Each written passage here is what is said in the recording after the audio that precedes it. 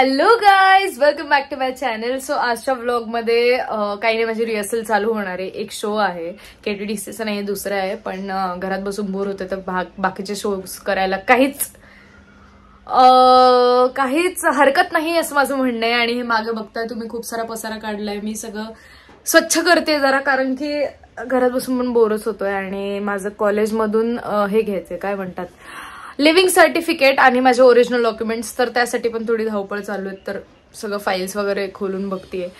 So yes, माझे new nails आहेत, तर मी सगळी कामं जरा अशीच करतेय. जरा अवघड होत आहे, पण करते अशीच. तर हे सगळं सॉर्ट करूयात पहिलं आपण, मग त्याच्यानंतर रिहर्सलला पण जायचंय.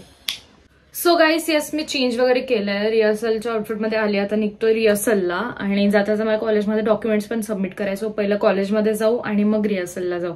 आणि मला आता रस्ता म्हणजे इतका अवघड झाला, कारण की खूप दिवस झाले त्या स्टुडिओला गेले नाही. सो असं करून 1 तास आधीच निघाले मी. 3:30 वाजले, आता 4:30ला रिहर्सल आहे. सो निघूयात लगेच. सो गाईस, पोहोचले मी रिहर्सल्सला. इकडे ऑलरेडी रिहर्सल चालू आहे, कोणाची तरी आमची थोड्या वेळातच चालू होईल आता रिहर्सल.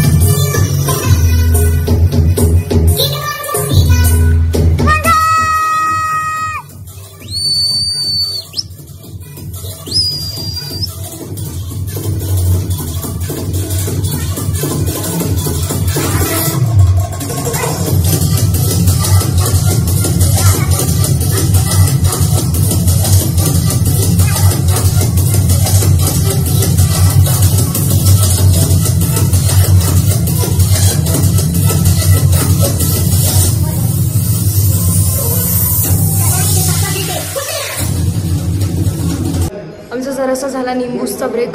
खूप जास्त आम्हाला खूप दमलं, 12 अंधार पण झाल्यात आणि सगळे वारकरी आलेत, कारण की आज पालखी आहे. मस्त वाटतं त्यांना बघून, पण आमच्यात प्रॅक्टिस चालू. मला जाऊ देत, मी बाहेर आले व्लॉग काढायला फक्त.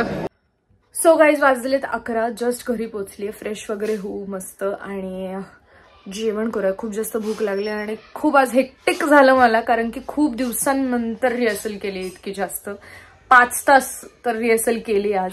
उद्या पण आहे रिहर्सल्स. आणि येस, पहिलं तर फ्रेश होऊ आणि जेवण करू. मस्त मम्मीने केले गरमागरम दिरड आणि कसली शेवयाची खीर आहे का, शेवयाची खीर, कारण आज आहे शुक्रवार. जेवण करूयात. मस्त जेवण झालंय पोटभर. आता डायरेक्ट झोपून जाऊयात. एंड पर्यंत व्लॉग बघितला त्यासाठी खूप थँक्यू. लाईक, शेअर, सबस्क्राईब सगळं करा. I love you guys, bye.